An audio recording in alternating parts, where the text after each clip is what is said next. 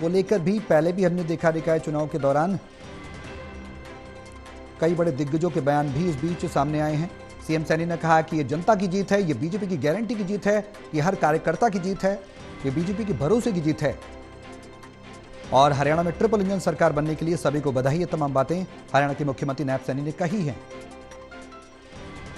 वहीं रोहतक की बात की जाए तो रोहतक में भी कांग्रेस को कहीं ना कहीं निराशा मिली है।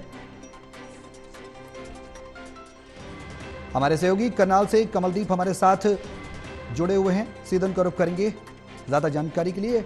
कमलदीप, क्या कुछ अपडेट है अब तक नतीजों में? जिस तरीके से बीजेपी लगातार अपना परचम लहराती नजर आ रही है, ट्रिपल इंजन की सरकार बनती देखी जा रही है, अब तक की अपडेट की बात करें तो क्या कुछ ओवरऑल देखने को मिल रहा है और करनाल की स्थिति पर देखें, नजर डालें तो क्या? जी बिल्कुल, देखिए सौरभ, मैं आपको बताना चाहूंगा करनाल नगर निकाय चुनाव के जो नतीजे वो घोषित हो चुके हैं।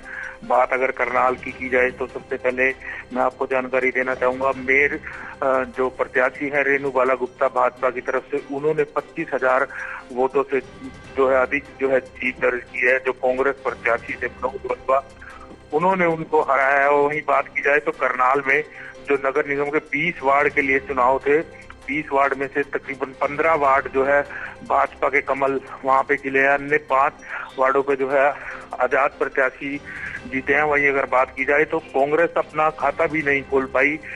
कहीं ना कहीं भाजपा एक बड़ी जीत भाजपा ने दर्ज की है, जहां 25,000 से अधिक वोटों से जो भाजपा प्रत्याशी रेणु बाला गुप्ता ने जीत दर्ज की। वहीं जो है 20 वार्डों में से 15 वार्डों में जो है कमल खिलते हुए भाजपा की तरफ से नजर आए और कहीं ना कहीं कार्यकर्ता काफी उत्साह देखने को मिला, जश्न मनाते हुए भी कार्यकर्ता देखे गए। वहीं जो है मेयर प्रत्याशी रेणु बाला गुप्ता, उन्होंने कहीं ना कहीं अपनी जीत को करनाल की जनता की जीत, केंद्रीय नेतृत्व और प्रदेश नेतृत्व की जीत बताते हुए करनाल वासियों का धन्यवाद किया। फिलहाल की बात की जाए तो लगातार जो है कहीं ना कहीं भाजपा की तरफ से जो है जीत का जश्न मनाया जा रहा है। जी बिल्कुल कमलजीत, लेकिन सवाल ये भी है कि मनोज वाधवा, जो कि अंतर देखा जाए वोटों का तो 25,359 मतों के अंतर से ये जीत दर्ज हुई है। तो जीत होती है वैसे, चाहे एक वोट से हो, लेकिन अंतर कई जगहों पर बहुत ज्यादा देखा गया, कई जगहों पर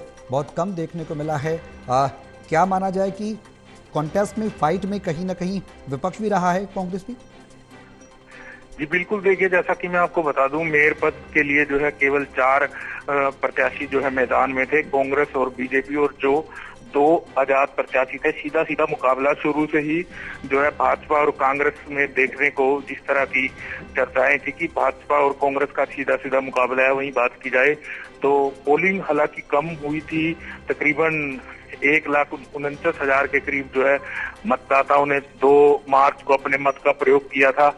लेकिन बात की जाए तो एक बड़ा मार्जिन जरूर इसे कहा जा सकता है कि 25,000 की जीत एक बड़ा मार्जिन है। तीसरी बार वह करनाल से जो है मेयर रेणु बाला गुप्ता बनी है। लगातार जो है तीसरी बार उन्होंने जो है मेयर का चुनाव जीता है और कहीं ना कहीं ट्रिपल इंजन की सरकार जो बीते दिनों लगातार जो है भाजपा के जो तमाम नेता थे, मुख्यमंत्री खुद नायब सिंह सैनी कहते हुए नजर आ रहे थे कि प्रदेश में भी ट्रिपल इंजन की सरकार बनेगी।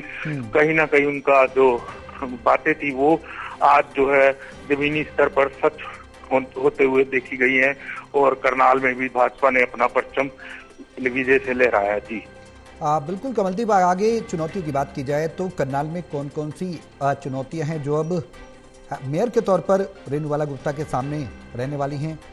ज़मीनी मुद्दों की बात की जाए तो वो कौन कौन से हैं जो अब पूरे करने हैं? तमाम ऐसे सवाल हैं जो जनता को सीधे कनेक्ट करते हैं, जनता सीधे कनेक्ट होते हैं और यही वजह है कि ट्रिपल इंजन की सरकार पर जनता ने भरोसा जताया और इस उम्मीद से जताया, जाहिर सी बात है कि विकास होगा अपने अपने क्षेत्र का और कहीं ना कहीं जो भरोसा है उस भरोसे पर कायम उतरना आप पार्टी के लिए भी एक रणनीति बनाने के लिए चुनौती होगी।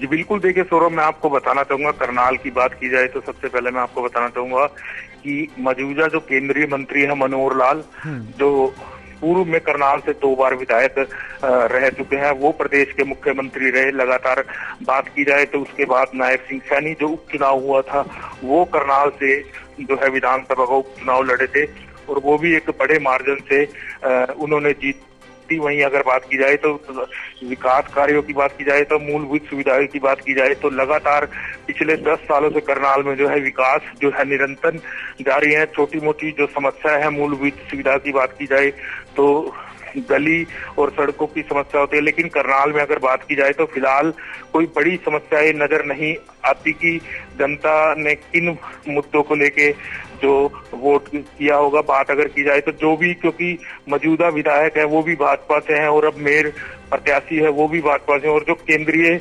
मंत्री है मनोहर लाल वो भी करनाल से सांसद है। लगातार जो है विकास कार्य निरंतर करनाल से जारी है और जो मेयर प्रत्याशी है रेणुबाला गुप्ता जो विजय हुई है उनका भी यही कहना है कि जो भी कार्य हैं चल रहे हैं उनकी गति को और तेज किया जाएगा और करनाल के विकास को 4 चांद लगाए जाएंगे। जी बिल्कुल कमलदीप, सवाल अब आगे ये कि ओवरऑल अगर हम बात करें तो ओवरऑल की नजर डालें तो ज्यादातर बीजेपी का परचम लहराया है और विपक्ष ये कह रहा है कि हम गए नहीं थे। हुड्डा के बयान हम सुन रहे हैं, वो ये कह रहे हैं कि चुनाव में नहीं गए थे। बीते चुनाव में भी उन्होंने कहा कि हम नहीं गए थे।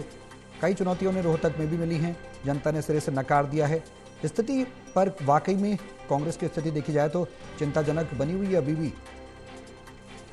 जी बिल्कुल, देखिए सौरभ, मैं आपको बताना चाहूंगा करनाल नगर निकाय के चुनावों की बात की जाए तो कांग्रेस पार्टी की तरफ से कोई भी बड़ा नेता चुनावी मैदान में नहीं आया। हालांकि जो विधायक है कांग्रेस के अशोक अरोड़ा वो एक बार जरूर यहाँ पे चुनाव प्रचार करने के लिए पहुंचे थे।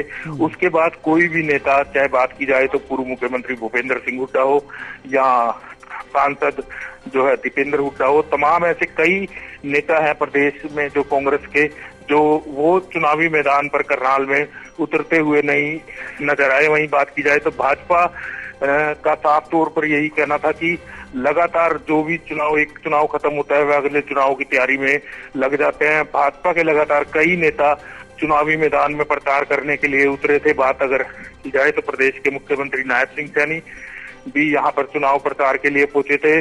पार्टी के प्रदेश अध्यक्ष वो चुनाव के लिए प्रचार के लिए पहुंचे थे। कैबिनेट मंत्री डॉक्टर रवि शर्मा वो चुनाव के लिए पहुंचे थे प्रचार के लिए। वही बात की जाए तो कृष्ण कुमार बेदी समेत कई ऐसे नेता थे जो भाजपा के लिए लगातार जमीनी स्तर पर प्रचार करते हुए नजर आ रहे थे। वहीं भाजपा की जो एक टीम थी करनाल से विधायक जगमोहन आनंद व जिला जो कार्यकारी अध्यक्ष थे ब्रिज गुप्ता वो लगातार चुनावी प्रचार में जुटे हुए थे, जिसका रिजल्ट आज साफ तौर पर देखने को मिला और भाजपा ने जीत का परचम करनाल में ले रहा है। जी बिल्कुल कमलदीप, और अगर लोगों की बात की जाए तो किस तरह का उत्साह लोगों में देखने को मिल रहा है इस परिणाम के बाद? क्या कुछ उम्मीदें हैं अब लोगों को, क्योंकि आप जमीनी स्तर पर रूबरू हो रहे हैं लोगों से, उनका क्या कुछ कहना है? अब परिणाम तो सामने आ चुका है, कितने संतुष्ट हैं और क्या कुछ उम्मीदें लगाए बैठे हैं?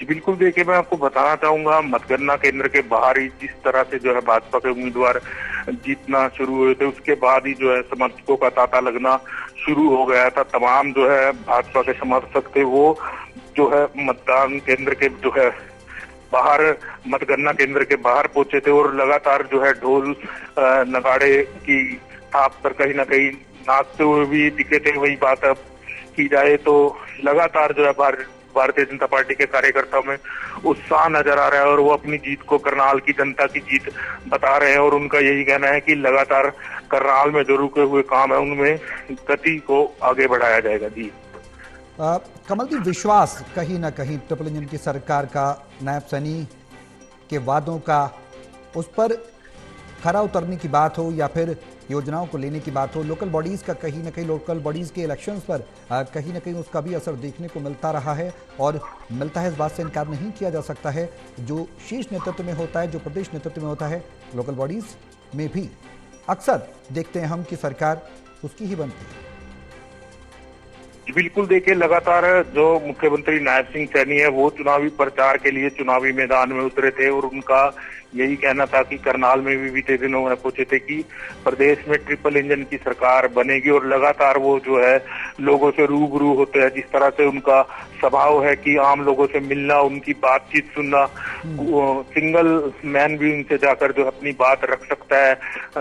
हमने कई बार देखा है कि करनाल वह पहुंचते हैं, अगर कोई उनसे मुलाकात करना चाहता है तो वो सीधा उनसे रूबरू होते हैं, उनकी समस्या को सुनते हैं और जो है मौके पर ही उसका निपटारा भी करते हुए नजर आते हैं। कहीं ना कहीं कनेक्टिविटी है जो आम पब्लिक से, जनता से, वो कहीं ना कहीं मुख्यमंत्री की काफी बेहतर है, जिसका जो है रिजल्ट जमीनी स्तर पर भी देखने को जरूर मिलता है। और मुख्यमंत्री लगातार पिछले दिनों यहाँ पहुंचे थे, जितनी भी उन्होंने जनसभाएं करी, वहां पर मुख्यमंत्री खुद जनता से रूबरू हुए और जनता से सीधे सीधे उन्होंने जो वार्तालाप की, कई तरह की बातें थी, वो अपने संबोधन में मुख्यमंत्री नायब सिंह सैनी करते हुए नजर आ रहे थे, जिसका आज कहीं ना कहीं चुनावी नतीजों का असर देखने को मिला है। जी सौरभ। बिल्कुल कमलदीप, आप नजर बनाए रहे, आपके पास लौटेंगे। लेकिन इस बीच रोहतक से सुरेंद्र सिंह भी हमारे साथ जुड़ गए हैं, सीधे उनका रुख करेंगे। सुरेंद्र, रोहतक की स्थिति की बात की जाए तो क्या कुछ, हालांकि रोहतक में कहीं ना कहीं कांग्रेस को जरूर निराशा सी लग रही है और एक बीजेपी ने एक बार फिर से कमबैक किया है। ये विश्वास नायब सिंह सैनी की नीतियों पर, सरकार की नीतियों पर, बीजेपी की नीतियों पर देखने को मिल रहा है।